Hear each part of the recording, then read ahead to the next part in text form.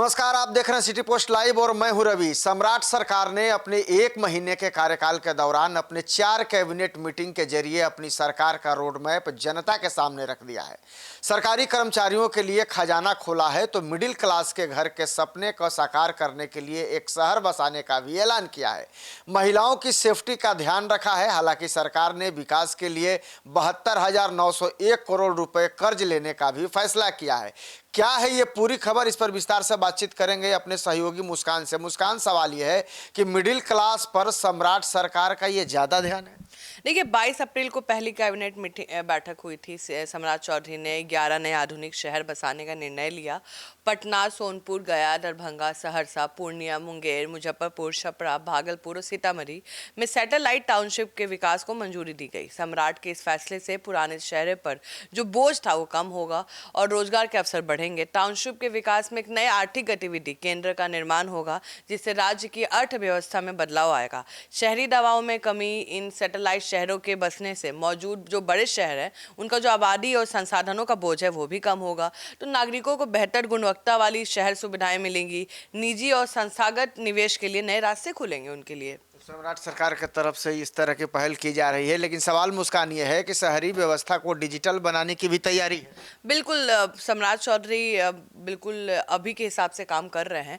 देखिए, 29 अप्रैल को दूसरी कैबिनेट में मुजफ्फरपुर स्मार्ट सिटी के लिए 93.75 करोड़ रुपए और सभी नगर निकायों में ई गवर्नेंस लागू करने के लिए आप सोचिए 119 करोड़ 90 करोड़ रुपए स्वीकृत किए गए हैं। इसका फायदा यह है कि जो शहरी व्यवस्था है वो डिजिटल होगी, पारदर्शिता बढ़ेगी। ना कि गर्दनी बाग में जो ऑटिज्म में ग्रस्त बच्चों के लिए शेल्टर ऑफ जो एक्सीलेंस की स्थापना होगी। Bihar cancer care and research society के लिए 6 नए पदों की मंजूरी भी दी गई है और इससे राज्य में भी गंभीर बीमारियों का जो विशेष परामर्श है और इलाज संभव हो सकेगा।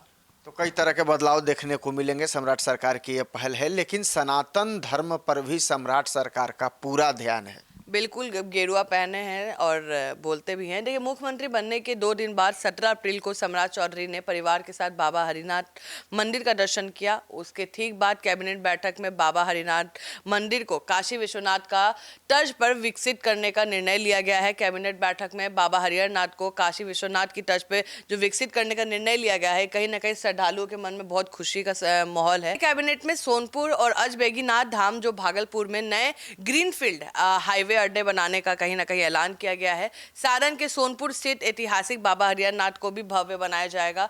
इसे वाराणसी के प्रसिद्ध काशी विश्वनाथ कॉरिडोर की तर्ज पर विकसित किया जाएगा। सम्राट चौधरी ने पहले कैबिनेट बैठक में इसे बड़ा और भव्य प्रोजेक्ट के लिए 680 करोड़ रुपए की मंजूरी दी है और इससे राज्य में धार्मिक पर्यटन को बढ़ावा मिलेगा और श्रद्धालुओं को बेहतर सुविधाएं मिलेंगी। तो सरकार की तरफ से ये तमाम तरह की पहल की जा रही हैं, लेकिन सवाल मुस्कान ये है कि सरकारी सैलरी से लेकर लोन तक की व्यवस्था सरकार कर रही है। बिल्कुल, देखिए, महीने के बीच में पैसे की जरूरत पड़ने लगती है। बिहार सरकार के कर्मचारी को अब कहीं ना कहीं बढ़िया एक अच्छा सा मौका मिल गया है। किसी भी लोन ऐप से ऊंची दर पे कर्ज लेने के लिए भी मजबूर नहीं होना पड़ेगा। बिहार सरकार के लगभग 12 लाख कर्मचारी और पेंशन जो भोगी हैं उनको जरूरत पड़ने पर अब सीधे बैंक से सैलरी एडवांस और पेंशन एडवांस ले सकेंगे। राज्य सरकार कर्मचारियों की सहूलियत के लिए कहीं ना कहीं बैंक के साथ मिलकर इस नई प्रणाली को विकसित करेंगे। 6 मई को मुख्यमंत्री सम्राट चौधरी की अध्यक्षता में इस तीसरी कैबिनेट बैठक में इसे हरी झंडी दिखाई दी जाएगी। राज्य सरकार के इस फैसले से कर्मचारी और पेंशन भोगियों को कुछ घंटों से लेकर 1 से 2 दिन के भीतर जो रियायती है वो दूर हो जाएगा, उनको वेतन मिल जाएगा। और अब समझिए कि घर हो, शिक्षा हो या अन्य बड़े निवेशों के लिए पेंशन अथवा वेतन आधिकारिक लंबी अवधि का जो कर्ज लेना पड़ता था उसकी गारंटी अब सरकार लेने वाली है। लेकिन सवाल ये भी है मुस्कान कि सरकारी कर्मचारियों अधिकारियों की सैलरी और डीए भी बढ़ा दिया गया है। बिल्कुल, देखिए, सम्राट सरकार ने अपनी चौथी बैठक में 9 लाख सरकारी कर्मचारियों का डीए मतलब महंगाई भत्ता बढ़ाने का ऐलान किया है। महंगाई दर में बढ़ोतरी 1 जनवरी 2026 से लागू रहेगा और आपको पता है संविदा और अस्थायी कर्मचारी इस दायरे से बाहर हैं। 5वें केंद्र वेतन जो मान वाले कर्मचारी हैं डीए उनका 474% से बढ़ाकर 483% किया गया है। छठे केंद्रीय वेतन वाले सरकारी कर्मचारी और पेंशन धारकों के डीए को 257% से बढ़ाकर 262 कर दिया गया है। 7वें पुनरीक्षित वेतन वाले कर्मचारियों का डीए 58 से बढ़ाकर 60 कर दिया गया है। तो बहुत सबका इंक्रीज कहीं ना कहीं किया जा रहा है और ये बहुत बड़ा बदलाव भी है, जाहिर सी बात है। लेकिन रोजगार को लेकर भी सम्राट सरकार बड़ी तैयारी कर रही है। बिल्कुल, सम्राट सरकार को वोट ही इस बात पर मिला है। तो सम्राट सरकार ने दूसरी कैबिनेट बैठक में 29 अप्रैल को 50 करोड़ तक के सैलरी टेंडर केवल बिहारियों को ही देने का फैसला किया है। सरकार ने इस बिहार लोक निर्माण संहिता में जोड़ने की हरी झंडी दे दी है। इसके तहत 25 लाख से 50 करोड़ तक का टेंडर केवल बिहार के निवासियों के नाम होगा। इसके लिए कंपनी बाहर से रजिस्टर्ड होनी चाहिए या संवेदिक बिहार का निवासी होना चाहिए। जिन कंपनियों में बिहार के निवासी के 51% शेयर होंगे, उन्हें भी सरकार इस फैसले का लाभ मिलेगा। मुख्यमंत्री सम्राट चौधरी ने दूसरे कैबिनेट बैठक में करीब 31,000 जो पद है उसकी नियुक्ति को हरी झंडी दे दी है। इनमें से समझिए आप 20,937 पदों पर बिहार पुलिस में नियुक्ति होगी। हालांकि इसका 50% जो पद होता है कहीं ना कहीं बिल्कुल।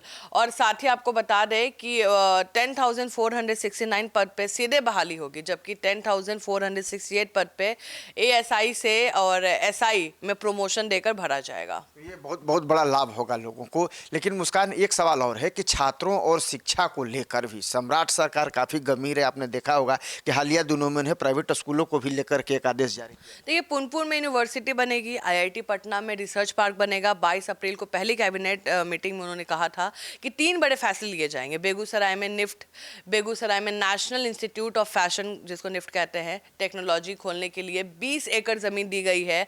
फॉरेंसिक यूनिवर्सिटी पटना में पुनपुर जो डुमरी है उसमें नेशनल फॉरेंसिक साइंस यूनिवर्सिटी खोलने के लिए कैंपस बनेगा। आईआईटी पटना को करोड़ों का फंड दिया गया है। आप समझिए कि आईआईटी पटना में रिसर्च पार्क बनने के लिए 305 करोड़ रुपए का अनुदान दिया जाएगा।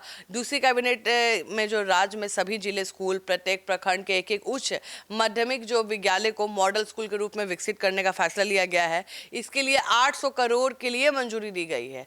अब सोचिए कि एससी छात्रावास में रहने वाले छात्र की ग्रांट 1,000 से बढ़ाकर 2,000 रुपए प्रति माह कर दिया गया है। तो मतलब समझिए कि सबका बल्ले बल्ले है। अब सबका बल्ले बल्ले तो आपका सवाल आएगा महिलाओं पे।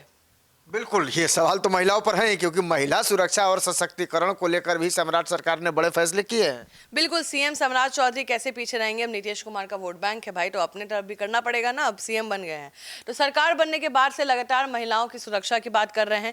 कैबिनेट की बैठक में उन्होंने इस एजेंडे को आगे बढ़ाया है। आपको बता दें, पहली कैबिनेट में महिला पुलिस कर्मियों के लिए 1500 स्कूटी और आप समझिए 3200 मोटरसाइकिल खरीदने का फैसला लिया गया है। बताया गया है कि पुलिस दीदी अब हर गली नुक्कड़ पे मौजूद रहेंगी ताकि स्कूल कॉलेज जाने वाली लड़कियों को छेड़खानी से बचाया जा सके, उन्हें सुरक्षित माहौल दिया जा सके। 13 मई को चौथी कैबिनेट बैठक में आप समझिए इलेक्ट्रिक वाहनों को बढ़ावा देने के लिए आपको पता है 4 पहिया वाली गाड़ी पर 1 लाख रुपए और 2 पहिया वाली गाड़ी पे 12,000 रुपए की सब्सिडी देने का फैसला लिया गया है। सब्सिडी सिर्फ महिला खरीदार होने की स्थिति में मिलेगी। महिला ने नाम पर ऑटो या कहते हैं ना कमर्शियल गाड़ी खरीदने पर भी लाभ मिलेगा और पैसे सीधे महिला के बैंक खाते में भेजे जाएंगे।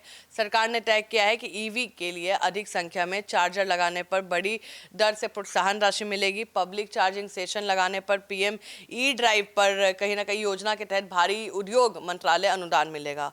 अब सबका मतलब सम्राट चौधरी ध्यान रख रहे हैं। लेकिन आप समझिए मुस्कान की कानून व्यवस्था को लेकर अगर बात करें तो 5 जिलों में ग्रामीण एसपी की तैनाती का फैसला लिया गया है, जो बिहार में पहली बार हुआ है। 13 मई को बिहार में बिल्कुल सही बात है, क्राइम को लेकर 5 जिले में जो रूरल एसपी की पोस्ट को मंजूरी दी गई है। पूर्वी चंपारण, समस्तीपुर, वैशाली, मधुबनी और सिवान में ग्रामीण एसपी तैनात होंगे।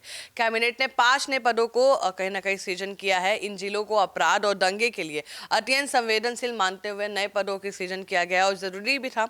इन जिलों में बढ़ते अपराध, भूमि विवाद, सांप्रदायिक तनाव और सीमावर्ती गतिविधियों को देखते हुए लंबे समय से अतिरिक्त प्रशासनिक निगरानी की आवश्यकता महसूस की जा रही थी। और ये खबर कैसी लगी, इसे ज़्यादा से ज़्यादा शेयर करें, लाइक करें और कमेंट में अपनी राय जरूर दें। धन्यवाद।